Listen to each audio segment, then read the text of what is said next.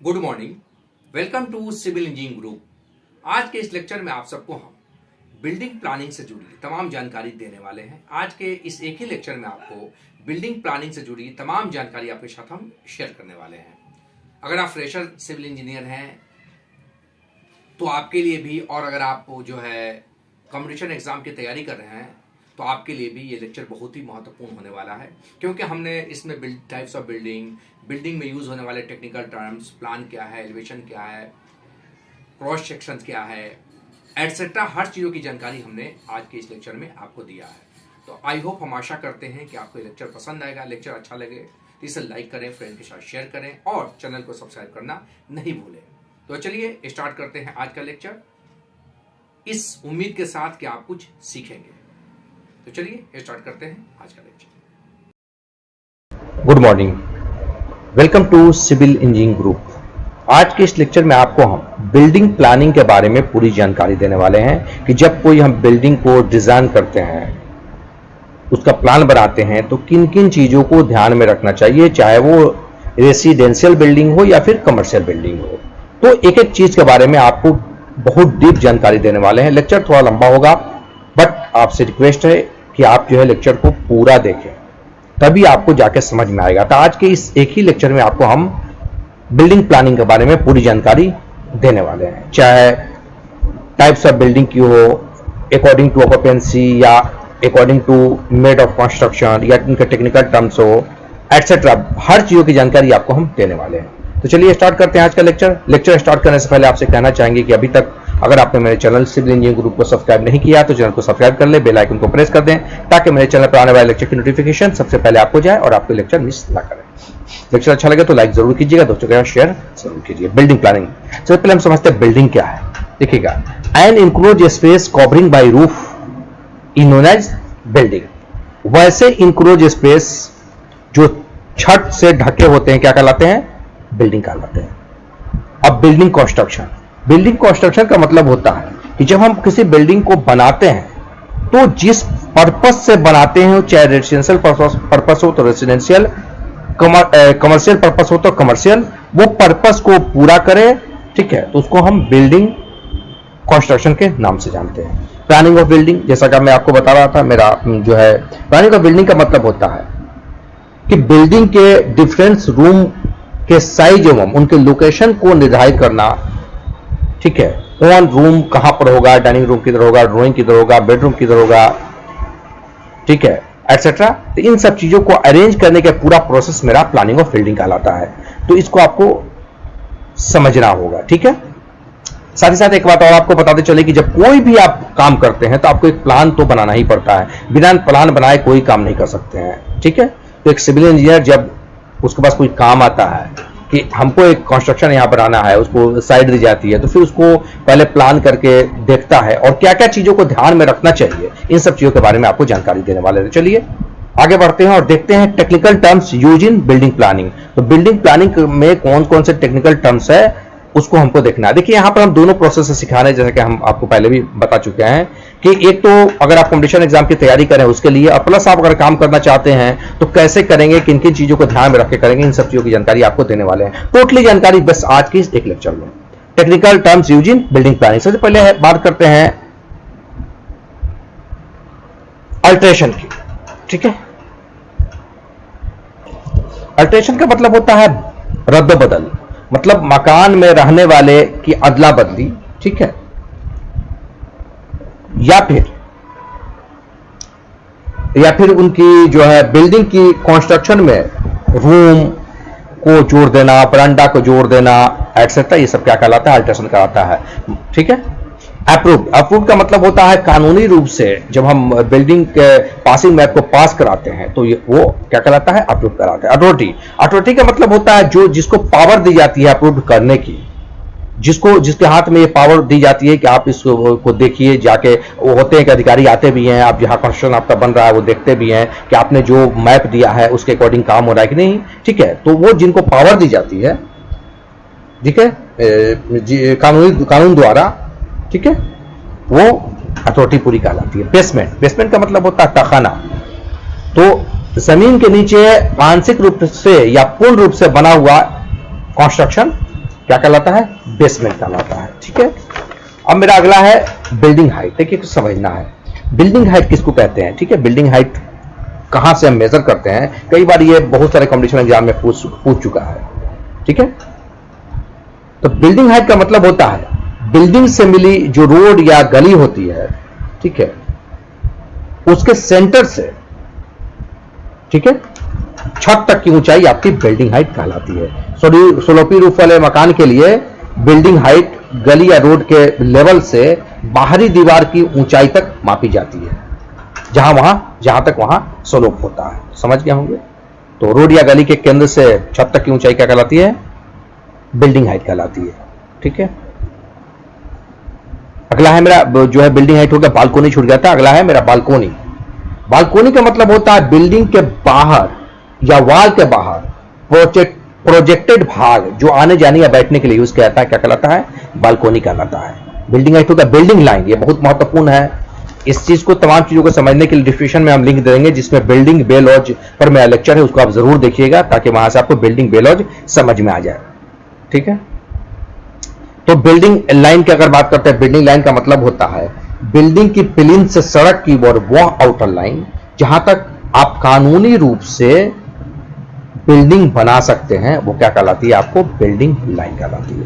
ठीक है, covered area. Covered area का मतलब होता है प्लॉट एरिया का में वह क्षेत्र जहां तक आप कंस्ट्रक्शन बनाते हैं, वो आपको कवर्ड एरिया कहलाता है। आप दिखाना चाहेंगे प्लान है मेरे पास, इसमें कवर्ड एरिया का मतलब होता है टोटल जहां तक हमारा छत है, जो ढका हुआ भाग है, वो मेरा यहाँ क्या कहलाता है? वो मेरा कवर्ड एरिया कहलाता है। ठीक है, जो भी देख रहे हैं आप, मान लीजिए कि प्लॉट जितना में है उतना में कंस्ट्रक्शन हम नहीं बनाते हैं, तो जो छोड़ देते हैं वो एरिया नहीं काउंट करेंगे। जिस पर छत है उसको हम क्या कहेंगे? कवर्ड एरिया कहेंगे। इसमें कुछ चीजें ऐसी हैं जो कवर्ड एरिया में आपको काउंट नहीं की जाती हैं, आपको याद है?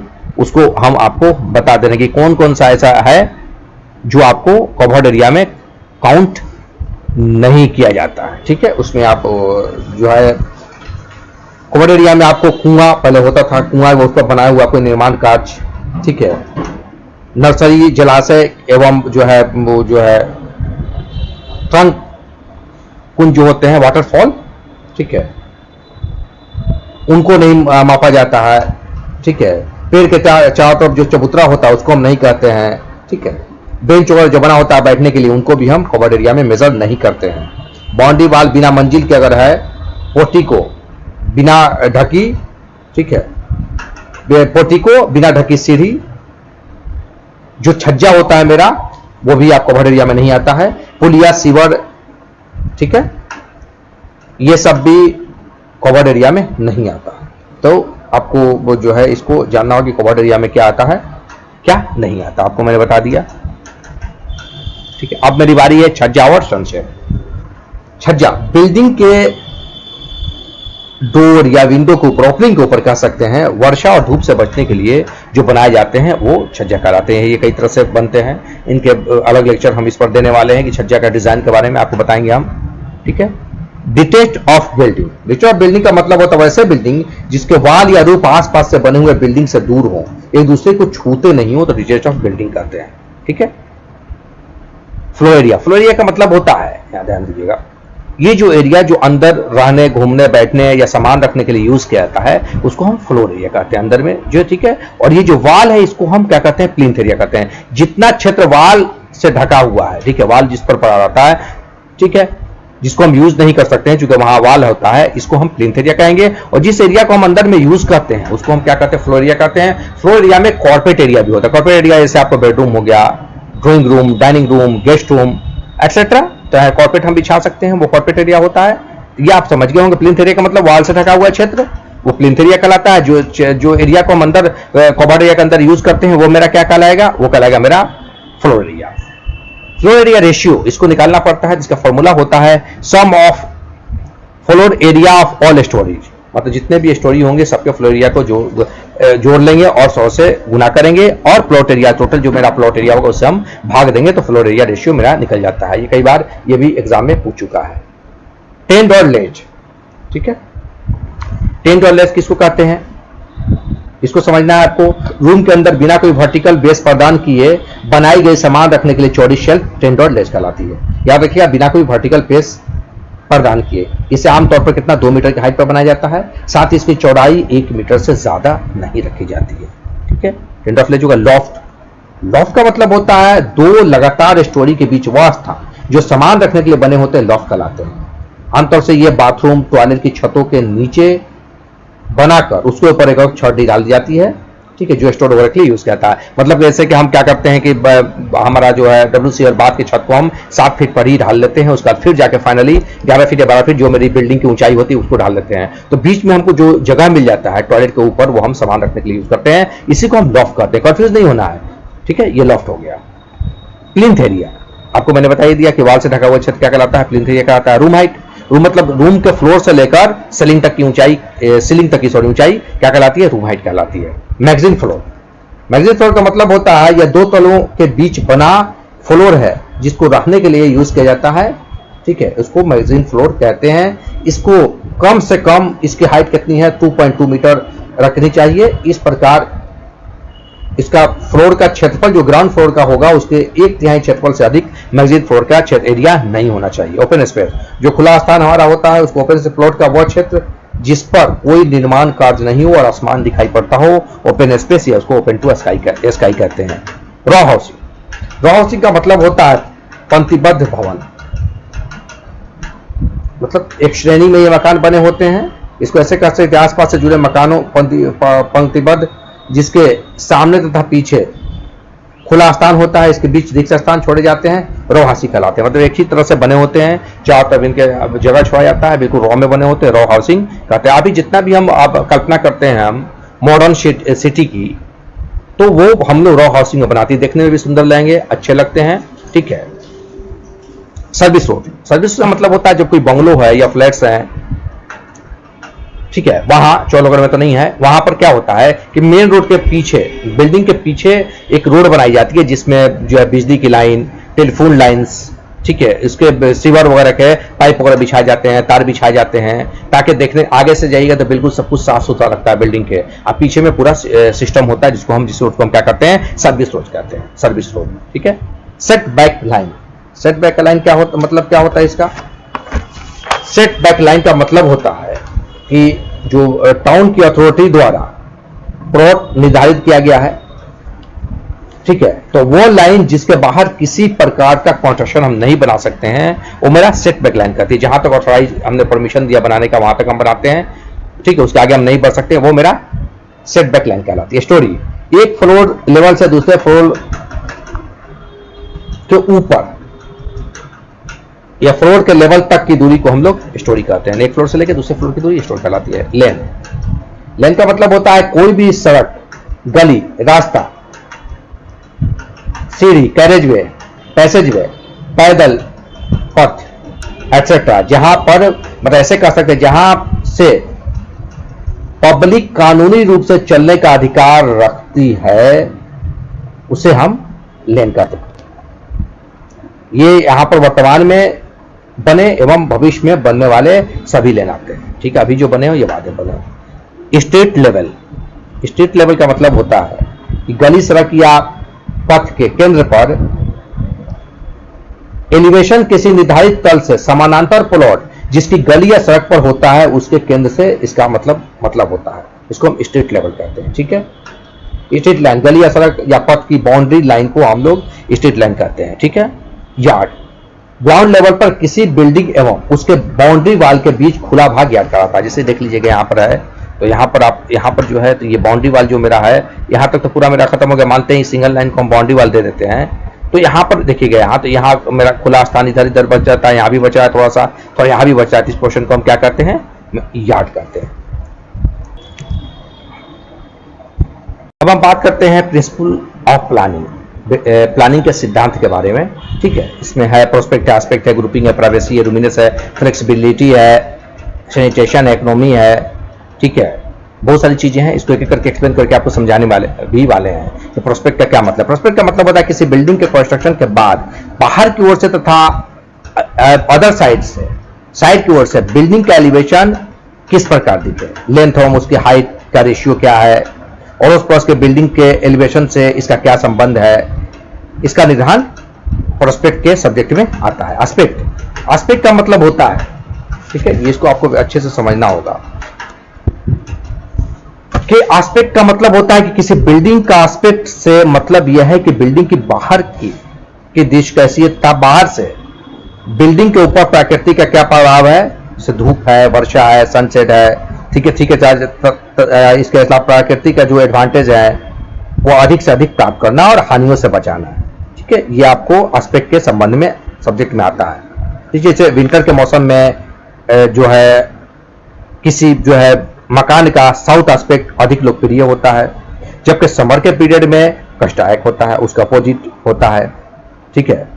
साउथ वेस्ट एस्पेक्ट आमतौर से गर्म माना जाता है, साउथ और वेस्ट एस्पेक्ट, ठीक है, ध्यान रखना, आमतौर से क्या माना जाता है, गर्म माना जाता है, ठीक है।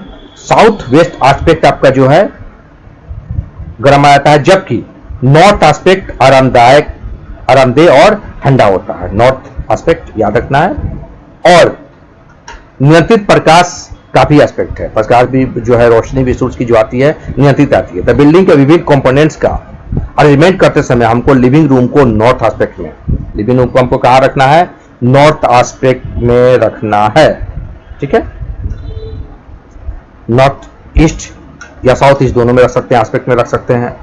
बेडरूम को साउथ ईस्ट या साउथ वेस्ट दोनों में आप कर सकते हैं, साउथ ईस्ट में एस्पेक्ट में या साउथ वेस्ट में कर सकते हैं। स्टडी रूम को जो है नॉर्थ एस्पेक्ट में, तथा किचन को अनिवार्य रूप से एकदम कंपल्सरी ईस्ट एस्पेक्ट में होना चाहिए, क्योंकि किचन में हमारी जो है महिलाएं जो है होती हैं तो काफी देर उनका वक्त उसमें व्यतीत होता है, तो वो आरामदायक और ठंडा होना चाहिए, ठीक है। रोशनी भी उसके प्रकाश भी उसमें आना चाहिए, तो अनिवार्य उस पर किचन को हम लोग जो है ईस्ट एस्पेक्ट में रखते हैं। हमने यहाँ मेंशन भी किया है किसको कहाँ रखते हैं, ठीक है। अब आता है ग्रुपिंग। ग्रुपिंग का मतलब होता है, इसको अच्छे से आप समझिएगा, ग्रुपिंग हम आपको यहाँ समझाते हैं, अगला पॉइंट था। ग्रुपिंग का मतलब ये होता है कि हम जब डिजाइन करते हैं, किसी बिल्डिंग की प्लानिंग करते हैं, तो हमको किचन को, स्टोर रूम को, पेंट्री को, डाइनिंग रूम को, ड्राइंग रूम को एक साथ करना है। जैसे यहाँ पर देख लीजिए प्लान है, तो यहाँ से हम अंदर गए तो ड्राइंग रूम है, डाइनिंग रूम है, आपका डाइनिंग है, ड्राइंग है, और आपको जो फैमिली रूम हो गया, किचन है, इसी पर हमने पेंट्री डिजाइन करेंगे अगर तो पेंट्री होगा, ठीक है। तो ये जो मेरा है ये एक ग्रुप में आता है। जैसे ग्रुपिंग में पहला आता है किचन, उसके साथ स्टोर रूम, पेंट्री और डाइनिंग रूम और ड्राइंग रूम, ये ग्रुपिंग में आता है। दूसरा ग्रुपिंग अगर करेंगे तो बेडरूम, जिसमें अनिवार्य रूप से आता है टॉयलेट देंगे, WC और बाथ देते हैं, ये इस ड्राइंग रूम में खुलना चाहिए, ये स्टडी रूम में भी इसका रास्ता हो सकता है, तो ये सिर्फ एक ग्रुपिंग में आता है। तो आप समझ गए होंगे ग्रुपिंग का मतलब, ठीक है। आगे बढ़ते हैं, अब देखते हैं हम ग्रुपिंग हमने यहाँ देख लिया। अब है प्राइवेसी। प्राइवेसी का मतलब होता है हम किसी भी बिल्डिंग की प्लानिंग करते समय इस बात को ध्यान रखेंगे कि इसमें बाहर से कोई प्राइवेसी रहे, बिल्कुल ऐसा है कि कोई भी रोड पर चलता हुआ व्यक्ति देख ले। इसके लिए हमको क्या करते हैं, विंडो के सील लेवल आगे डिटेल करने वाले उसको हम 90 सेंटीमीटर से कम नहीं रखते हैं, कर्टेन ला के रखेंगे, ठीक है। एकदम रूम को जो फ्रंट सेंटर में किसी रूम का हम गेट नहीं देंगे, ठीक है, थोड़ा सा किनारे देते हैं। ये बहुत सारी चीजों को ध्यान रखना पड़ता है ताकि कोई बाहर का व्यक्ति भी अंदर रखे, या फिर घर के अंदर कोई आता है तो मान लीजिए यहाँ डिजाइन यहाँ पर हमने जो किया है, घर के अंदर कोई व्यक्ति आता है तो उसको ऐसा डिजाइन करना चाहिए कि वो जो है डायरेक्ट किसी के संपर्क में ना आए। जैसे गेस्ट रूम यहाँ है तो यहाँ पर खाना खाने आएगा, बुलाने पर आएगा, तो ये थोड़ी प्राइवेसी है। इस तरह से डिजाइन करना चाहिए, अलग थलग। किचन को बिल्कुल ऐसा डिजाइन करें कि महिलाएं आए, यहाँ काम करें, यहाँ खाना परोस दें, फिर रूम में चली जाए। यहाँ पर गेस्ट रूम अगर है या स्टडी रूम है, मैंने इसको बनाया बट आप इसको स्टडी रूम को गेस्ट रूम का भी काम दिया जाता है। इस तरह से डिजाइन करें कि प्राइवेसी रहे, ये कंपल्सरी है समझना, इसको प्राइवेसी होना चाहिए हर कंस्ट्रक्शन में, ठीक है। फ्लेक्सिबिलिटी का मतलब होता है कि ऐसा रूम को हम प्लान करते समय इस बात का ध्यान रखें कि जब हमको जरूरत पड़े, आवश्यकता पड़े, तो हम क्या करें। जैसे मान लें कोई रेजिडेंशियल बिल्डिंग यूज के लिए पर्पस हो रहा है, उसको कमर्शियल बना दे, या थोड़ा सा तोड़ के गेस्ट रूम को, या कुछ ऐसा बदलाव करके हम छोटी सी ऑफिस बना लें, ठीक है। तो इस तरह से उसमें थोड़ी फ्लेक्सिबिलिटी होनी चाहिए। तो इसलिए हम लोग जब कंस्ट्रक्शन करें, प्लानिंग कर लें, तो नल लोड बेयरिंग वाल दे। पिलर पर कंस्ट्रक्शन खड़ा होता है तो उसमें फ्लेक्सिबिलिटी ज्यादा होती है, तो नल लोड बेयरिंग वाल हम लोग यूज करें। सर्कुलेशन का मतलब होता है कि किसी हम सीढ़ी से ऊपर जाएं या फिर जो है अंदर हम आए जाए। देखिए यहाँ पर जैसे है तो हम यहाँ से गए, यहाँ बिल्कुल कहीं बाधा नहीं, हम आराम से आए, इस रूम में भी यहाँ भी आ गए, यहाँ भी आ गए, सीढ़ी से ऊपर चले गए, यहाँ चले गए, इसमें चले गए, ठीक है, पोर्ट्स में हम जा सकते हैं। तो इस तरह से हमको आने जाने में किसी तरह की कोई बाधा ना हो। इस तरह से मान लीजिए हम यहाँ सीढ़ी इधर कहीं बना देते, अब जाइए यहाँ पर कुछ रास्ता टेढ़ा होता, मेज कुर्सी से टकराते, फिर सीढ़ी तक जाते, तो ऐसा नहीं करना चाहिए। इस बात का ध्यान रखना चाहिए कि आराम से कोई भी घर में चले फिरे, किसी तरह की कोई दिक्कत ना हो, ये सर्कुलेशन में आता है, ठीक है। फर्नीचर आपका जो बात हो गया फर्नीचर रिक्वायरमेंट्स या फर्नीचर, ये बहुत इंपॉर्टेंट है। इसके लिए क्या है कि हमने यहाँ टेबल भी दिया है इसमें एक फर्नीचर की साइज। तो जो आप रूम को डिजाइन करें तो फर्नीचर लगा के अलग अलग डायरेक्शन में एस्पेक्ट के अकॉर्डिंग, वास्तु के अकॉर्डिंग, वास्तु भी आपको नेक्स्ट लेक्चर में पढ़ाने वाले हैं, वास्तुशास्त्र, तो उसमें जो है आप देख लें कि कितना जगह बचता है, क्या विंडो, हम बेड लगाने के बाद मेरा विंडो तो खोलने में दिक्कत नहीं है, डोर खोलने में तो दिक्कत नहीं है। तो इस तरह से ये फर्नीचर का जो साइज है उसके अकॉर्डिंग आप रूम में अरेंज करके एरिया निकाल के चेक कर लें कि कोई दिक्कत तो नहीं हो रही है। ये फर्नीचर में रिक्वायरमेंट्स में आता है, किस तरह की फर्नीचर हम देते हैं, उसकी साइज का टेबल हमने ऑलरेडी यहाँ दे दिया है। सैनिटेशन बहुत इंपॉर्टेंट चीज है, इसमें हमको सैनिटेशन में समझना है कि मेरा जो भवन है उसमें लाइट और भवनों की जो है गर्म करना, ठीक है, तो ये जो है वेंटिलेशन, लाइट, ठीक है, क्लीननेस, इन सब चीजों को हमको सैनिटेशन के अंदर देखना है कि जैसे सही से सूर्य का प्रकाश और हवा अंदर आ रहा है कि नहीं। फिर जो है लाइट का समुचित व्यवस्था, हवा का आना जाना, ठीक है। इसमें बहुत सारी लाइट को जैसे देखते हैं कि बिल्डिंग में सभी रूम में दिन के समय में नेचुरल लाइट मिले, ठीक है। आर्टिफिशियल लाइट की उसमें फिर भी समुचित व्यवस्था होना चाहिए, क्योंकि आपको पता है कि सूर्य का प्रकाश अगर अंदर आता है तो कोई कीटाणु जो होते हैं वो नहीं पनपते हैं, ठीक है। और नहीं अगर फिर कीटाणु पनपते हैं तो घर में रहने वाले लोग बीमार पड़ेंगे, डैम्पनेस होगा घर में। वेंटिलेशन की इसमें व्यवस्था करनी होती है, इसमें वेंटिलेशन भी आता है सैनिटेशन में। तो वेंटिलेशन का मतलब होता है बिल्डिंग का डिजाइन इस प्रकार से हमको करना चाहिए, उसके हर रूम में फ्रेश एयर आवश्यकता अनुसार पहुंचे, प्राकृतिक वायु को हर रूम में समुचित मात्रा में पहुंचने में कोई कठिनाई नहीं हो, ठीक है। फिर उसे कृत्रिम तरीके जैसे एक्सट्रैक्ट फैन की सहायता से पहुंचाना चाहिए, ठीक है, ताकि जो है कमरे में टेम्परेचर कम रहे। इन सब चीजों को ध्यान रखना कि फ्रेश एयर रहे, गंदी हवा जल्दी से बाहर निकल जाए, सब सैनिटेशन के अकॉर्डिंग आता है। इकोनॉमी का मतलब सबसे इंपॉर्टेंट है। इकोनॉमी का मतलब होता है कि जब हम देखिएगा अपना इकोनॉमी में हम देखते हैं कि जब कोई हम डिजाइन करें किसी प्लान को तो हमको ये समझना होगा कि ज्यादा खर्च ना हो। जैसे बिना मतलब का हम जो है ज्यादा विंडो न लगाएं, बिना मतलब के बहुत सारी डिजाइन हम नहीं बनाएं, जिससे मकान जो है क्या होगा, महंगा हो जाएगा। इसमें सबसे इंपॉर्टेंट है कि प्लान बना के हम देख लेते हैं। जैसे एक प्लान मैंने इसके लिए बनाया है, ठीक है, इसमें अगर जो है ये इकोनॉमिक ज्यादा है, दूसरा प्लान बना के देखेंगे कि कॉलम जो मेरा सीधा सीधा रहे। कॉलम मेरा सीधा रहेगा तो कम पाइल लगेगा, जब कम पाइल लगेगा पहले फाउंडेशन कम होगा तो खर्च भी कम होगा, ठीक है। तो ये टोटल है कि बार बार एक ही प्लॉट पर 3-4 बार प्लान बना के चेक कर लेना चाहिए, ठीक है। जो सबसे सस्ता हो और उसमें वो फैसिलिटी मिले जिसके हिसाब से हम उसको डिजाइन करना चाह रहे हैं, जो व्यक्ति डिजाइन कर रहे हैं या करवा रहे हैं, तो फिर उसको उस प्लान को हम लोग उस पर भवन बनाना चाहिए, ठीक है। एलिगेंस का मतलब होता है सौंदर्य से होता है, मतलब कि जो मकान बन जाए देखे तो जैसे देखने में सुंदर लगे, ठीक है। तो जो है अंदर सारी फर्टिलिटी के साथ साथ जो मेरा बिल्डिंग है वो देखने में अच्छा लगे, ये बहुत ही इंपॉर्टेंट है, ठीक है। इसको भी हमको ध्यान में रखना चाहिए, ठीक है। और जो है ये सबसे ज्यादा इंपॉर्टेंट इसमें है सैनिटेशन, ये जरूरी है। इसमें हम जो है एक्सट्रैक्ट फैन लगा के दूसरी हवा को बाहर निकालते हैं, एयर कंडीशनर लगाते हैं, दैट्स इट। सब कुछ सैनिटेशन के अकॉर्डिंग आता है, ठीक है। फ्लेक्सिबिलिटी का मतलब होता है नम्रता, देखिए किसी भी रूम को विभिन्न कार्यों या आवश्यकता के अनुसार उपयोग में लेने की जो है सरलता नम्रता कहलाती है। कई बार जैसे हम देखते हैं कि हम देखिएगा कि स्टडी रूम को क्या करते हैं, हम गेस्ट रूम के तौर पर यूज करते हैं, तो ये फ्लेक्सिबिलिटी थोड़ा सा होना चाहिए, ठीक है। जैसे समय आने पर जो है बिल्डिंग में कोई उत्सव, पार्टी या आदि छोटे बड़े कार्यक्रम होते हैं तो पर्दा हटाकर उस जगह को एक करके उपयोग किया जा सके, मतलब जो है पर्दा लगा दिया फिर पर्दा हटा लिया। तो इस तरह से थोड़ी सी फ्लेक्सिबिलिटी होना चाहिए कि बिल्डिंग को अलग अलग पर्पज से हम यूज कर सकें, ठीक है। अब मेरा बारी है जो आपका प्रैक्टिकल कंसिडरेशन, व्यवहारिक दृष्टिकोण। व्यवहारिक दृष्टिकोण का मतलब है इसमें कुछ चीजों को समझना है कि पहले जैसे समझते हैं कि भवन का निर्माण एक ही बार होता है, बार बार तो ये होता नहीं है, कई पीढ़ियों तक वो चला जाता है। इसको मजबूत होना चाहिए, कठोर होना चाहिए। किसी भी हालत में धन की कमी के कारण इसके मेन पॉइंट्स को हमको कमजोर नहीं करना है।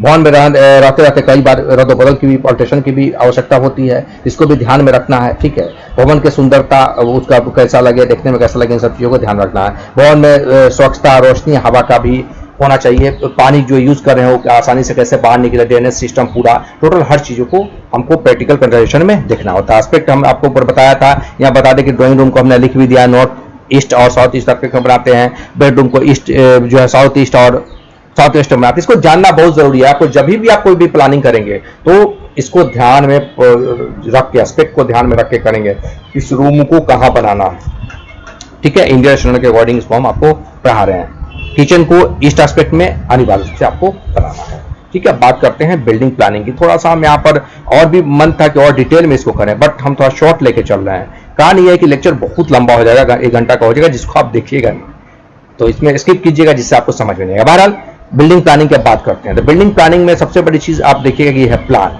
एलिवेशन होता है जिसमें फ्रंट एलिवेशन, बैक एलिवेशन दोनों side, LHS left hand side elevation, RHS right side elevation, back elevation, ठीक है, और फ्रंट एलिवेशन।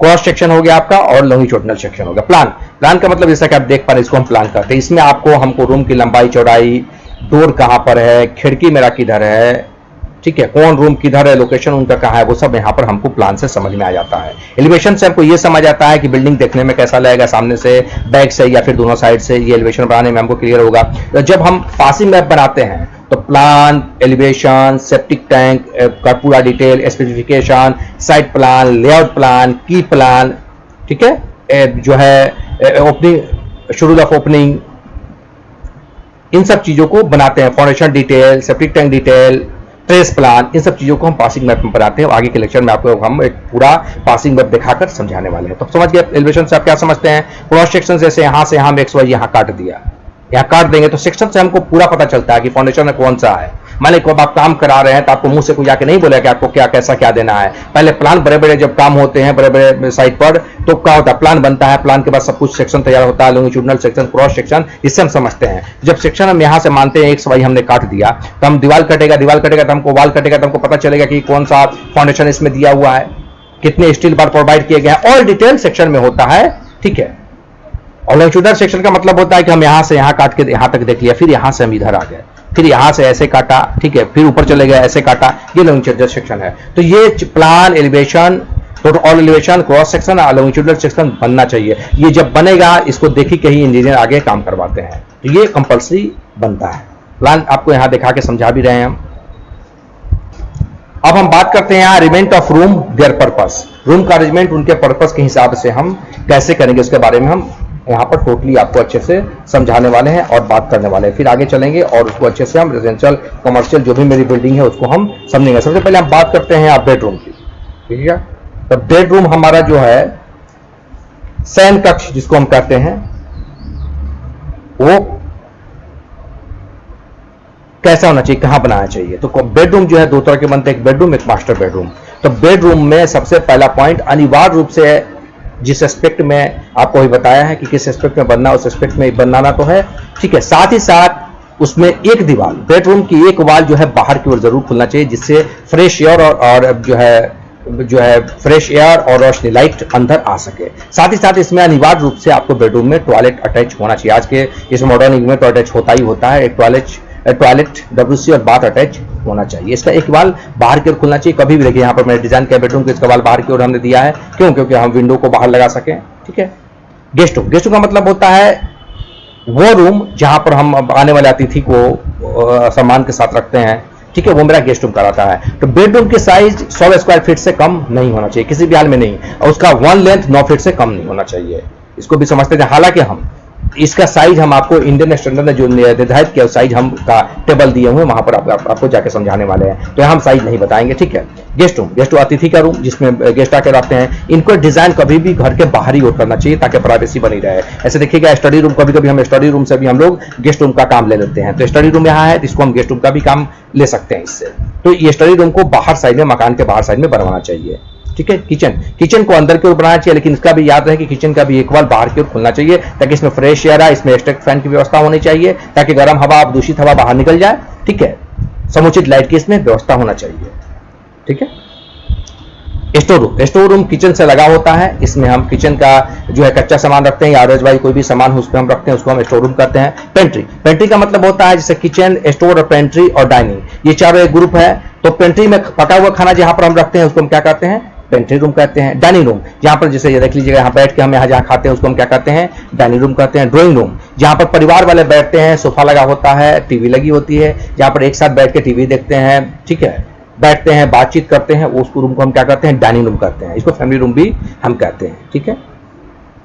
ड्राइंग रूम आप बता दिया, ड्राइंग रूम कहते हैं इसको, सॉरी, ठीक है। ड्रेसिंग रूम, बेडरूम में ही अटैच होता है ड्रेसिंग रूम। जैसे ड्रेसिंग रूम है ना, जैसे हमने टॉयलेट बाथ अटैच किया, उसी तरह हम ड्रेसिंग रूम को भी अटैच कर देते हैं, जिसमें हम जाके जो है सस्ते सस्ते कह लीजिए, पूरा वहां पर सौंदर्यीकरण की व्यवस्था होती है, तो उसको हम क्या कहते हैं, ड्रेसिंग रूम कहते हैं, ठीक है। उसमें हम ड्रेस वगैरह चेंज करते हैं, तमाम चीजें जो है वो करते हैं। WC बाथ आपको बताइए दिया, वाटर क्लोजेट, WC का फुल फॉर्म होता है वाटर क्लोजेट, बाथ का मतलब होता है नहाने वाला कमरा, तो वो अटैच भी होता है और सेपरेट भी होता है। इसका हमने चार्ट दे दिया है कि टेबल कितना का क्या साइज होगा, ठीक है। वरांडा कभी भी फ्रंट पे बनाना चाहिए और इनकी जो चौड़ाई है वो 2 मीटर तक रखना चाहिए, ठीक है। 2 मीटर से कम आपको नहीं रखना चाहिए। 1.80 से कम आपको वरांडा नहीं रखना चाहिए, ठीक है। 3 मीटर इसकी जो है चौड़ाई 180 से लेकर 2.4 या 3 मीटर तक आपको रखी जाती है, ठीक है। गैरेज का मतलब गाड़ी खड़ा करने की जगह, इनके साइज 10 × 12 से कम नहीं होना चाहिए, 10 × 12 फीट से कम नहीं होना चाहिए। इनको घर के आगे फ्रंट में हम इसको बनाते हैं, जहां पर हम गाड़ी रखते हैं उसको गैरेज कहते हैं। कॉरिडोर, जहां पर रूम में और जो आसानी से हम आ जा कर सके उसको कॉरिडोर कहते हैं, या ऐसे कह सकते हैं कवर्ड एरिया बिल्डिंग में होता है, जिसकी मदद से बिल्डिंग के डिफरेंट रूम में स्वतंत्रता से आजादी से आ जा सके, वो कॉरिडोर कहलाते हैं। यहाँ कॉरिडोर नहीं है, क्योंकि हमने बीच में ड्राइंग डाइनिंग दे दिया, तो ये दूसरे सब रूम को कनेक्ट कर रहा है, देख रहे हैं आप यहाँ से, तो ये जो है नहीं खर्चा। देखिएगा जैसे यहाँ हमने किया, बेडरूम को यहाँ से अटैच है, तो अगर इसको गेस्ट रूम बनाते हैं तो ये यहाँ से अटैच नहीं होगा, इसको ध्यान में रखना है। यहाँ से बंद होगा, इसको हम लैंडिंग के नीचे से यहाँ से अटैच कर देंगे, ठीक है। इसको यहाँ से हम यहाँ डोर दे देंगे, यहाँ पर डी लगा देंगे और इसको हम गेस्ट रूम इजिली बना देंगे, ठीक है। कॉरिडोर हो गया। लॉबी का मतलब होता है या प्रवेश हॉल होता है, जो कॉरिडोर की मदद से बिल्डिंग के दूसरे स्थानों से संबंध रखता है, उसको हम क्या कहते हैं, लॉबी कहते हैं, ठीक है। अगला मेरा है पोर्च का मतलब होता है, यहाँ पर आपको पोर्च हमने बनाया है। पोर्च का मतलब होता है या जो है बिल्डिंग की को सुंदरता को तो बढ़ाता ही है, ये सामने बनाया जाता है जहां कार इत्यादि पार्क की जा सकती है, यह वर्टिकल मेंबर सपोर्ट के सहारे टिका होता है। देखिए यहाँ वर्टिकल मेंबर सपोर्ट है, यहाँ पे कार आके लग जाती है पोर्च में। आप अक्सर सुने कि पोर्च में आके कार लग गई, तो ये पोर्च हम इसलिए डिजाइन करते हैं। पोर्टिको का मतलब होता है ये भी मकान के बाहर बनाया जाता है, यह मकान की सुंदरता को काफी बढ़ा देता है, जिससे पोर्च बढ़ाता है, लेकिन इसमें कोई वर्टिकल सपोर्ट नहीं होता है। यहाँ भी गाड़ी आके पार्क होती है, बट इसमें कोई वर्टिकल मेंबर सपोर्ट नहीं होता है। ये जो है कैंटिलीवर होता है, इसको लटका दिया जाता है, ठीक है, डिजाइन कर दिया जाता है, जो देखने में काफी सुंदर लगते हैं। पोर्च पोर्टिको का मतलब और अंतर जरा याद रखिएगा आप लोग।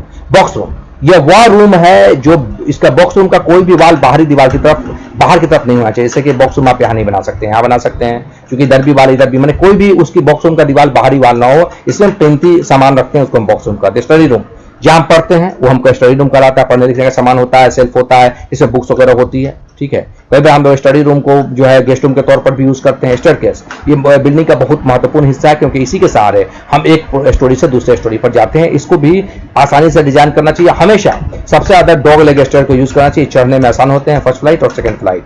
तो ध्यान रखिए, आपको कभी भी बनाए तो रेसिडेंशियल बिल्डिंग में डॉग लेग, कमर्शियल में भी डॉग लेग स्टेयर का सबसे ज्यादा यूज किया जाता है, ठीक है। यहां तक आप समझ गए होंगे। अब हम बात करते हैं साइट सिलेक्शन की। कभी भी कोई बिल्डिंग की प्लानिंग तो बाद में हम करते हैं, सबसे पहले जब साइट पर जाते हैं तो साइट का सिलेक्शन हमको कैसे करना चाहिए, ये सबसे इंपॉर्टेंट है, ठीक है। इस साइट का सिलेक्शन करते समय हमको किन किन चीजों को ध्यान में रखना चाहिए, हम यहाँ लिख दिया है, साथ ही साथ आपको विस्तार में समझाते हैं। पहला जो मेरा है, बिल्डिंग के लिए साइट का सिलेक्शन सबसे पहले तो डेवलप कॉलोनी या भविष्य में डेवलप होने वाली कॉलोनी में करना चाहिए, क्योंकि इस प्रकार के साइट में बने बिल्डिंग रहने वाले लोगों के प्रति व्यवस्था, ठीक है, और मान सम्मान को बढ़ाता है, तब उनका रहन सहन सुखमय होता है। साइट का सिलेक्शन केवल अप्रूव्ड कॉलोनी में ही करना चाहिए, ठीक है, करना चाहिए। अप्रूव्ड कॉलोनी में नहीं करेंगे तो फिर जो है आपको स्कूल, कॉलेज, हॉस्पिटल की व्यवस्था नहीं होगी। अप्रूव्ड कॉलोनी में करेंगे तो बच्चों के लिए school, hospital, telephone line, market, water tank, sewer line, पानी की सप्लाई, सब कुछ वहां पर होगा। तीसरा, साइट को ऊंची जगह पर सेलेक्ट करना चाहिए कि वर्षा के दिनों में वहां पर पानी नहीं भरे। अगला, साइट का जो सब सॉइल है वो अच्छा होना चाहिए, ब्लैक कॉटन सॉइल वगैरह नहीं होना चाहिए, ताकि फाउंडेशन महंगा न देना पड़े, सस्ता फाउंडेशन हो। साइट पर सूर्य का प्रकाश और फ्रेश एयर पहुंचता हो। साइट मनमोहक और लुभावना होना चाहिए। इन सब चीज़ों को ध्यान में रख के ही जो है साइट का करना चाहिए। कभी कभी तो लोग ज़मीन खरीदने से पहले इंजीनियर को ले आके दिखाते हैं कि ये साइट कैसा है, हम ले कि नहीं ले, इस पर मकान बनवाना है। साइट की जो सब सवाल है हानिकारक तत्व जिसमें खनिज लवण इत्यादि हो वो नहीं होना चाहिए। साइट जल्दी भरा गया हो ऐसी जगह पर नहीं होना चाहिए, ठीक है। और साइट पर फ्लड वगैरह नहीं आना चाहिए। इन सब चीज़ों को ध्यान में रखकर हमको साइट सिलेक्शन कर फिर उस पर मकान बनवाना चाहिए। हम बात करते हैं क्लासिफिकेशन ऑफ बिल्डिंग का वर्गीकरण। ये दो प्रकार से किया जाता है, पहला बेस्ट ऑफ ऑक्यूपेंसी, दूसरा based of types of construction. तो बेस्ट ऑफ ऑक्यूपेंसी में बिल्डिंग जो है 9 प्रकार की होती है। Residential building, educational building, industrial building, assembly building, mercantile building, institution building, storage building, business building, hazardous building, ठीक है। तो ये इतने तरह के बिल्डिंग है जो आपको एक जो है बेस्ड ऑन ऑक्यूपेंसी के आधार पर होते हैं। चलिए समझते हैं सबसे पहले रेजिडेंशियल बिल्डिंग, रहायशी भवन जिसको कहते हैं, आवासीय भवन। यह भवन जिसमें मनुष्य के रहने, सोने, खाना बनाने व खाने की व्यवस्था हो उसे हम रेजिडेंशियल बिल्डिंग कहते हैं, ठीक है। इसको सुख सुविधाओं को यहाँ पर हमने एक लाइन में इसका एक्सप्रेशन भी दे दिया है, साथ ही साथ आपको समझाने जा रहे हैं। सुख सुविधाओं को ध्यान में रखकर इसको बनाना चाहिए, ठीक है। तमाम एस्पेक्ट प्रोस्पेक्ट को ध्यान में रखना चाहिए। मकान ऐसा हो कि सर्दी, धूप, वर्षा आदि का जो है उसको कोई प्रभाव ना पड़े, उसका आप लाभ भी उठा सकें, हम उनके दुष्प्रभाव से बच सकें, ठीक है। और जो है हिंदू धर्मशास्त्रों में माना जाता है कि यदि भवन का मुख दक्षिण की ओर हो तो अच्छा हो, अच्छा नहीं होता। तो मुख का जो हिंदू धर्मशास्त्रों के अनुसार मुख जो है दक्षिण की ओर नहीं बनाना चाहिए, ठीक है। और अगर कमर्शियल भवन है तो उसका मुंह दक्षिण की ओर रखने में कोई आपत्ति, कोई प्रॉब्लम नहीं है, लेकिन रेजिडेंशियल बिल्डिंग को आपको नहीं रखना चाहिए। जैसे आजकल देखते हैं कि निर्माण की लागत कम करने के दीवारों की मोटाई को क्या किया जाता है, कम कर दिया जाता है, ठीक है। और जो है बरामदों की चौड़ाई न्यूनतम रखी जाती है। ऐसी स्थिति में यह महत्वपूर्ण हो जाता है कि भवन का मुख को उनके कमरों का जो आपको डेवलप है इस प्रकार किया जाए कि भवन में अधिक से अधिक सुख सुविधाएं मिल सके, ठीक है। तो ये रेजिडेंशियल बिल्डिंग को सोच समझ के और सही से डिजाइन किया जाता है। एजुकेशनल बिल्डिंग, एजुकेशनल बिल्डिंग जैसे रेजिडेंशियल बिल्डिंग है, बहुत सारी चीजें है कि शून्य का प्रकाश लाइट वगैरह जो आपके बारे में मैंने आपको बता दिया था, कैसे कैसे इसको डिजाइन करेंगे, किस तरह से डिजाइन करेंगे, ठीक है। इन सब चीजों को की जानकारी आपको हमने दे ही दी थी। अगला मेरा है जिसको हमको समझना है, दूसरा मेरा है एजुकेशनल बिल्डिंग। एजुकेशनल बिल्डिंग का मतलब होता है शिक्षण भवन। यह भवन जिसका उपयोग शिक्षण कार्यों के लिए किया जाता है वो एजुकेशनल बिल्डिंग कहलाते हैं। उदाहरण स्कूल, कॉलेज एटसेट्रा। तो यहां देख लीजिएगा एजुकेशनल बिल्डिंग आपको हो गया। इंडस्ट्रियल बिल्डिंग, ठीक है। आगे मेरा है तीसरा है इंडस्ट्रियल बिल्डिंग, ठीक है। इंडस्ट्रियल बिल्डिंग का मतलब होता है औद्योगिक भवन। वह भवन जहां विभिन्न वस्तुओं का निर्माण अथवा विभिन्न अवयवों को जोड़कर वस्तु का निर्माण किया जाता है, औद्योगिक भवन कहलाते हैं। उदाहरण प्रयोगशाला, dairy, power plant, gas plant etcetera, ठीक है। अब मेरा है असेंबली बिल्डिंग। असेंबली बिल्डिंग का मतलब होता है, इसको सभा भवन कहते हैं। वह भवन जहां मनुष्य मनोरंजन, धार्मिक कार्यों या किसी सभा के लिए एकत्रित होते हैं, वह आपका बिल्डिंग क्या कहलाता है, सभा भवन यानी असेंबली बिल्डिंग कहलाता है। जैसे सिनेमा, मंदिर, गिरजाघर, गुरुद्वारा, भोजनालय, खुले सिनेमाघर एटसेट्रा, ठीक है। असेंबली बिल्डिंग हुई, हमारी संसद भी है उसी में असेंबली बिल्डिंग में ही आती है, ठीक है। अगला मेरा है मर्चेंटाइल बिल्डिंग। मर्चेंटाइल बिल्डिंग का मतलब होता है जिसको व्यापारिक भवन कहते हैं, वह भवन जिनका उपयोग व्यापार के लिए होता है व्यापारिक भवन कहलाते हैं। ये दुकान हो गए, स्टोर हो गए एटसेट्रा, ठीक है। इंस्टीट्यूशनल बिल्डिंग, इंस्टीट्यूशनल बिल्डिंग का मतलब होता है वह भवन जहां विभिन्न वस्तुओं का जो है इंस्टीट्यूशन बिल्डिंग का मतलब यह होता है कि वह भवन जिसमें केवल सोने की सुविधा प्रदान की जाती है, जैसे अस्पताल एटसेट्रा, वो हमारा इंस्टीट्यूशन भवन कहलाते हैं, ठीक है। इसको समझना है आपको। एसेंशियल बना दिया, एजुकेशनल बना दिया, इंडस्ट्रियल भी बता दिया आपको, ठीक है। इंडस्ट्रियल बिल्डिंग, असेंबली बिल्डिंग और इंस्टीट्यूशनल बिल्डिंग भी आपको हमने बता दिया। इंडस्ट्रियल बिल्डिंग भी आपको मैंने बताया। इंडस्ट्रियल बिल्डिंग वो भवन जिसमें जो है अगला मेरा है स्टोरेज बिल्डिंग। स्टोरेज बिल्डिंग का मतलब ये होता है गोदाम या भंडारण। वह भवन जिसका उपयोग वस्तु के भंडारण के लिए किया जाता है गोदाम कहलाते हैं, जैसे कोल्ड स्टोरेज, ठीक है, गैरेज एटसेट्रा। अगला मेरा है बिजनेस बिल्डिंग, ठीक है। बिजनेस बिल्डिंग का मतलब होता है वह भवन जहाँ व्यापारिक गतिविधियां होती है, उसको क्या कहते हैं हम, जैसे बैंक है, कचहरी है, नाई की दुकान, एटसेट्रा। हेटेरोडोक्स बिल्डिंग, हेटेरोडोक्स बिल्डिंग का ये मतलब होता है, इसको बोलते हैं संकटमय भवन। वह भवन जहां अतिशीघ्र ज्वलनशील जोखिम भरी वस्तुओं का निर्माण या उनका स्टोरेज किया जाता है, उनको हम हेटेरोडोक्स बिल्डिंग करते हैं। ठीक है, यहां पर आप इसको समझ गए होंगे।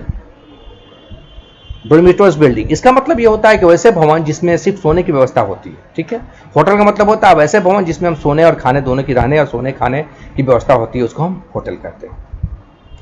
अब मेरा सेकंड है classification of based on types of construction. इसके आधार पर बिल्डिंग 5 प्रकार की होती है। पहला ए, बी, सी और डी। पहला होता है बिल्डिंग विथ टाइप ए। इसमें इसकी फायर रेसिस्टेंस, इसकी बिल्डिंग इतनी मजबूत बनी होती है, इसमें ऐसे मटेरियल यूज किए जाते हैं सटीक ढंग से, इसका फायर रेसिस्टेंस 4 घंटा से कम, 4 घंटा तक होता है। उसको हम क्लास ए बिल्डिंग की श्रेणी में रखते हैं। क्लास बिल्डिंग की बीच की श्रेणी में ऐसे बिल्डिंग को रखते हैं जिसका फायर रेसिस्टेंस 3 घंटा होता है। क्लास सी वैसे बिल्डिंग की श्रेणी में रखते हैं जिसका फायर रेसिस्टेंस 2 घंटे का होता है। क्लास डी जो मेरी बिल्डिंग है, इसमें फायर रेसिस्टेंस केवल 1 घंटे का होता है, उसको हम क्लास डी बिल्डिंग कहते हैं। तो classification of based on types of construction, building 4 प्रकार की होती है, 5 प्रकार की, ए, बी, सी, डी 4 प्रकार की हुई। 5वां प्रकार में आपको होता है कंडीशन आपका हो गया, इनका क्या होता है, 1 आवर होता है। ठीक है, तो आपको ये समझना है, आप इसको कोई इंजीनियर को 4 भाग में ही बांटते हैं, ए, बी, सी और डी। ठीक है, तो आप इसको अच्छे से समझ गए होंगे। कुछ नोट्स आप यहाँ देखने बना दिया हमने, आपके इसको समझना है। आपको अगर आपको जो है प्लानिंग करना है तो इसको समझना होगा। Minimum depth of foundation 1 metre से कम नहीं देते हैं। कई बार ये क्वेश्चन पूछ चुका है कि फाउंडेशन की गहराई कम से कम कितनी होनी चाहिए, तो 1 मीटर से कम नहीं। Height ground level to plinth level कितना, 45 सेंटीमीटर या 60 या फिर 90 सेंटीमीटर रखते हैं अकॉर्डिंग टू जो है लोकेशन के आधार पर देखते हैं कि कहाँ फ्लोर कैसा एरिया, उस हिसाब से। थिकनेस ऑफ मेन वाल 25 सेंटीमीटर रखते हैं। ठीक है, 25 से 38 सेंटीमीटर, 10 से 15 इंच। अब याद यहाँ रखना है कि वाल 10 इंच का तो एक्चुअल में होता नहीं है, ये प्लास्टर के साथ होता है। वाल का जो हमारा ट्रेडिशनल ब्रिक का साइज 9 इंच होता है, इसलिए वाल मेरा जब जोड़ेंगे तो 9 इंच होगा। लेकिन जब उसको दोनों साइड से हम बोथ साइड से प्लास्टर कर लेंगे तो जो मेरा प्लिंथ एरिया कितना हो जाएगा, 10 इंच चौड़ा हो जाता है, इसलिए हमको इसको 10 इंच कहते हैं, क्योंकि वाल एक्चुअल में 9 इंच होता है। तो प्लास्टर के साथ या कुछ ब्रिक की साइज इधर उधर हो जाती है, सही ढंग से नहीं बने होते हैं तो बाहर निकल जाती है, तो पूरा लेके हमको प्लास्टर करना है तो 1 इंच आपका 10 इंच ही हो जाता है। थिकनेस ऑफ पार्टीशन वाल मेरा कितना होना चाहिए, 12.5 सेंटीमीटर, 5 इंच, इसको 4.5 इंच कहेंगे। Thickness of DPC dam proof course का थिकनेस कितना होना चाहिए, 1 इंच या 2.54 centimetre. Thickness of roof slab कितना होता है, 5 इंच से लेकर 6 इंच। 5 इंच यदि 10 mm का बार हम प्रोवाइड किए हैं, 6 इंच अगर हम जो है 12 mm का बार प्रोवाइड किए हैं। कभी कभी ऐसा होता है कि कभी साइट पर देखने को मिलता है कि मैप में लिखा हुआ है कि 12 mm का स्टील बार देना है और छत की थिकनेस लिखा हुआ है 5 इंच, तो पॉसिबल ही नहीं है। स्लोप लेके 4.5 इंच हो जाएगा, 5 इंच और 4.5 इंच, इसमें आपको हम 12 mm का बार प्रोवाइड नहीं कर सकते हैं। तो याद रखिएगा 12 mm का जब बार प्रोवाइड करेंगे तो जो रूफ की थिकनेस कितनी हो जाएगी, 6 इंच। ठीक है, 10 mm का बार प्रोवाइड करेंगे तो फिर उसकी कितनी थिकनेस होगी, 4.5 से लेकर 5 इंच तक। देखिएगा size of doors and window, ये समझना बहुत जरूरी है। इंडियन स्टैंडर्ड के अकॉर्डिंग है साइज हमने यहाँ दिया है आपको। यहाँ पर सीरियल नंबर है, नेम है, सिंबल है, टाइप्स है। ठीक है, सील लेवल है, साइज है, फीट और मीटर दोनों में हमने दिया है। पहला डोर, जिसको किससे देखिएगा समझिएगा, डी से प्लान में तो हम पूरा लिखते नहीं है, तो हम डी लिखेंगे, D1 D2 D3 तक लिखते हैं, W1 W2 W3। विंडो को हम लोग W से डिनोट करते हैं और डी को जो है इसको डी से, डोर को डी से। इसमें हमको टाइप्स भी लिखना होता है शुरू ओपनिंग में। यहाँ पर डोर है मेरा तो डी से हमने इंडिकेट किया। पैनल ग्रेडेड है। सिल लेवल आपका जो है डोर में सिल लेवल नहीं होता क्योंकि फ्लोर लेवल पर लगे होते हैं। और कितना साइज है, 120 × 210, 4 × 7 फीट का ये होगा। 7 फीट तो फिक्स है 4। तो ठीक है, तो ये आपको हो गया डी। उसे D1 मेरा 100 मीटर × 210 या फिर 110 × 210। ये मेन डोर में, दोनों डोर जो है मेन दरवाजा में यूज किए जाते हैं।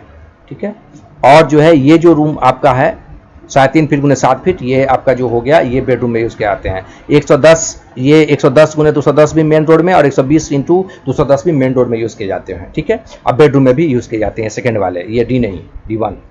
D2 की अगर बात करते हैं तो 90 × 210 सेंटीमीटर, 3 × 7 फीट, और इनका सिल लेवल भी 0 होगा। ये आपको स्पेशली जो है ये आपको किचन में यूज किए जाते हैं। D2 अगर मेरा है तो ये आपको बाथरूम में यूज किए जाते हैं, 75 × 210 सेंटीमीटर।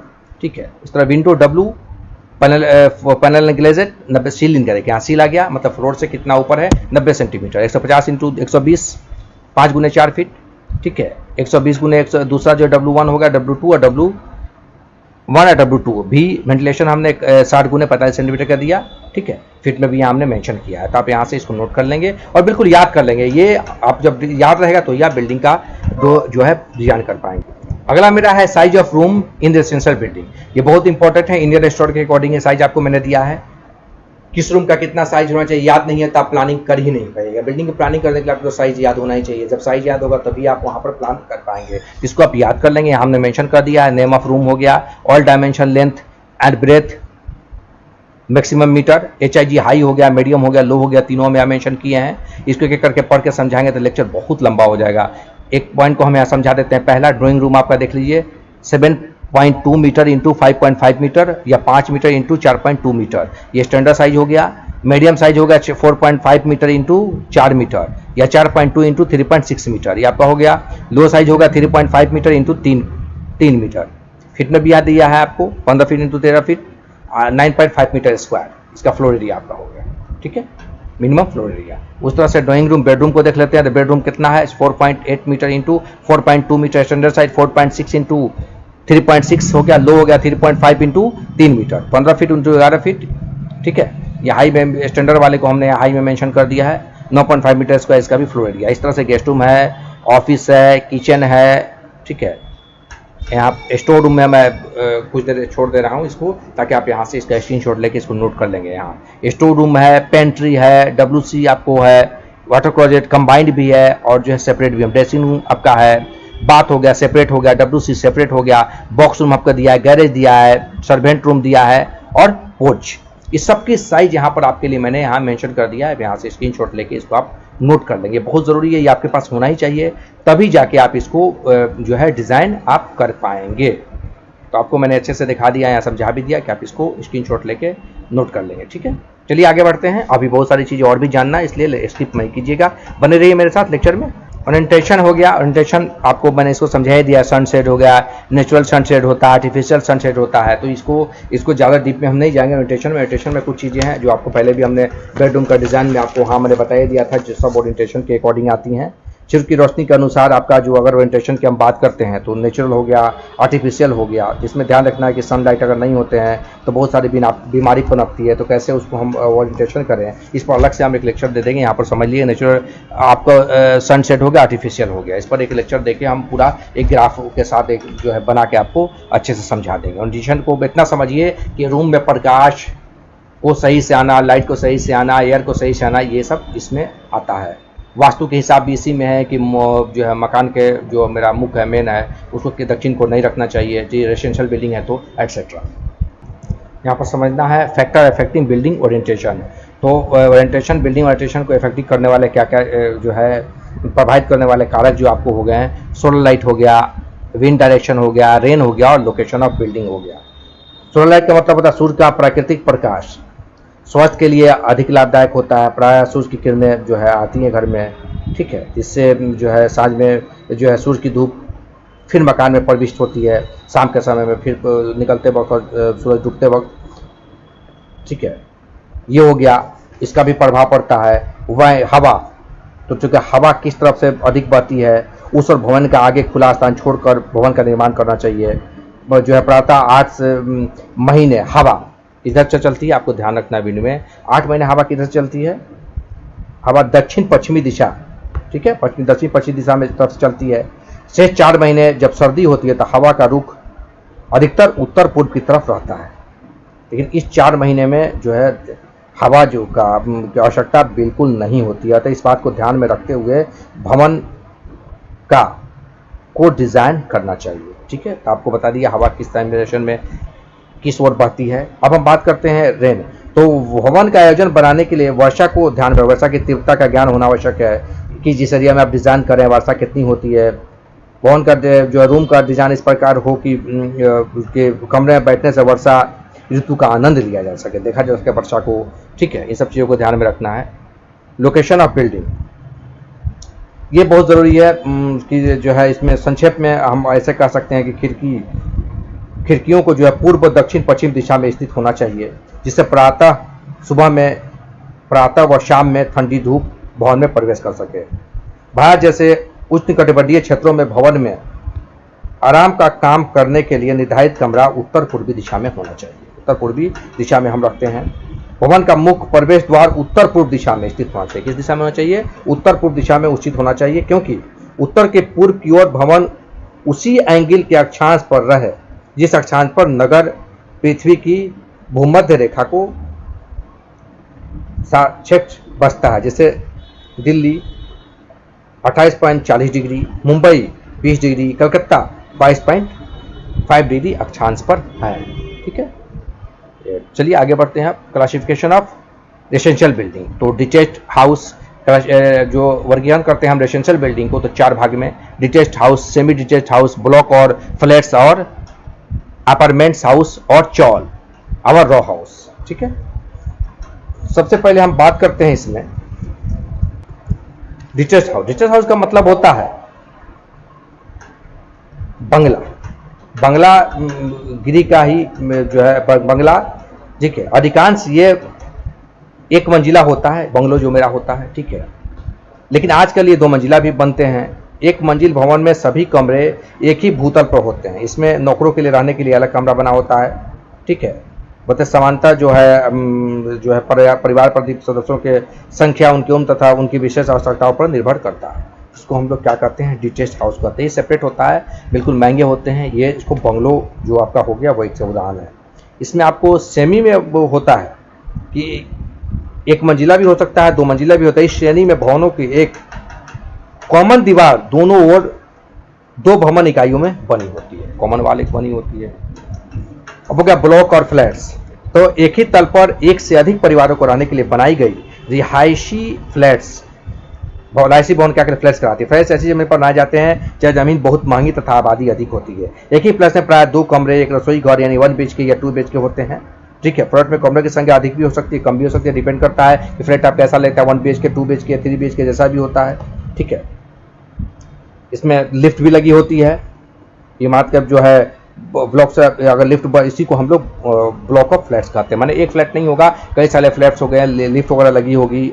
ठीक है, फ्लैट्स की इकाई जैसे LTCYBH ऐसे करके इसका नाम दिया जाता है, जिसमें प्राइवेसी की व्यवस्था होती है।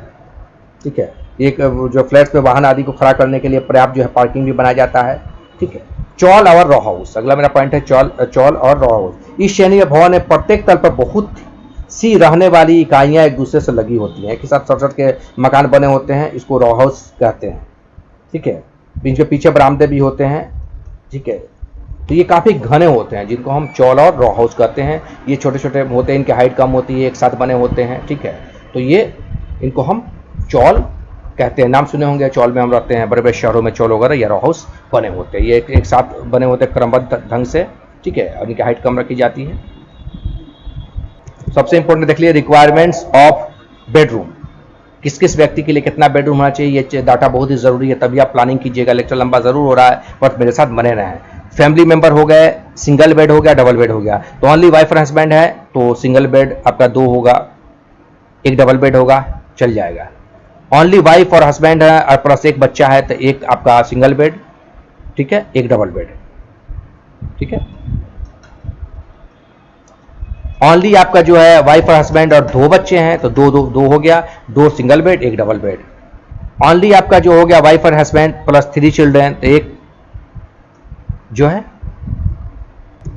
तो सॉरी 3 जो है आपके हो गए सिंगल और 2 डबल बेड, या फिर जो है 2 सिंगल बेड, एक डबल बेड भी हो सकता है। रिक्वायरमेंट है ओनली अगर आपको जो है वाइफ और हस्बैंड हैं, ग्रैंड जो है फादर और ग्रैंड मदर हैं, ठीक है, तो 4 और 2, 4 सिंगल बेड, 2 डबल बेड, ये रिक्वायरमेंट है जो होना चाहिए। ठीक है, इसको आप यहां से नोट कर लेंगे। साइज ऑफ फर्नीचर, ये बहुत ही इंपॉर्टेंट है। साइज ऑफ फर्नीचर यहाँ पर हमने मेंशन कर दिया आपके लिए, देखिएगा सेल नंबर है, नेम है। एसेंशियल फर्नीचर साइज हो गया, ऑप्शनल फर्नीचर साइज हो गया। यहाँ पर सबसे पहले लिविंग रूम है, देख लीजिएगा, द बिग सोफा 80 गुने 180 आपका हो गया, और हो गया 90 गुने 210, ये आपका बड़ा सोफा अगर हो गया, या फिर से छोटा 75 गुने 200, 75 गुने 135 का हो गया। राइटिंग टेबल 135 गुने 75 सेंटीमीटर का, ऐसे टेबल 120 गुने 60 सेंटीमीटर का। लिविंग रूम का रिक्वायरमेंट्स होगा टीवी टेबल 90 गुने 90 सेंटीमीटर का, कॉफी टेबल 90 गुने 100 सेंटीमीटर का, स्मॉल टेबल आपका 80 गुने 100 सेंटीमीटर का। उसी तरह डाइनिंग रूम का रिक्वायरमेंट्स होगा, डाइनिंग टेबल आपका होगा 75 गुने 150 या 110 गुने 170।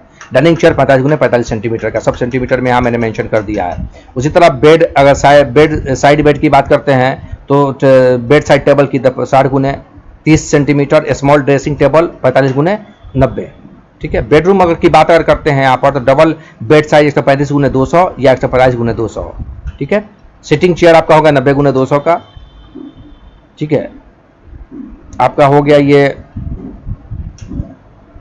दीवान आपका हो गया 75 गुने 165 का, ड्रेसिंग स्टूल 45 गुने 38 का। किचन का रिक्वायरमेंट्स आपको देख लीजिएगा, वर्किंग टेबल 90 गुने 129 गुने 60 और 90 हाइट आपकी इसकी हो गई। ठीक है। सिंक आपका 45 गुने 20 सेंटीमीटर का, हाइट इसकी 60 सेंटीमीटर ऊपर ये लगाई जाती है। कुकिंग रेंज 60 गुने 80 का होगा। ठीक है। इसमें फ्रिज का साइज कितना है 60 गुने 75। बाथरूम की अगर हम बात करते हैं तो बाथ टब आपका होगा 135 गुने 75 सेंटीमीटर का या फिर 150 गुने 75 सेंटीमीटर का। वॉश बेसिन आपका होगा 50 गुने 40 का या 55 गुने इंटू 40 का, 65 इंटू 45 का या 67 इंटू 47 का। ये साइज हो गए। यहाँ टेबल मैंने बना दिया है, यहाँ से आप इसको नोट कर लेंगे।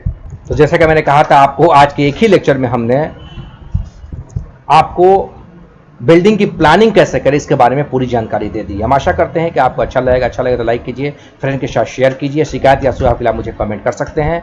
मिलते हैं एक अगले इंटरेस्टिंग लेक्चर में, तब तक के लिए goodbye, that's all, have a nice day.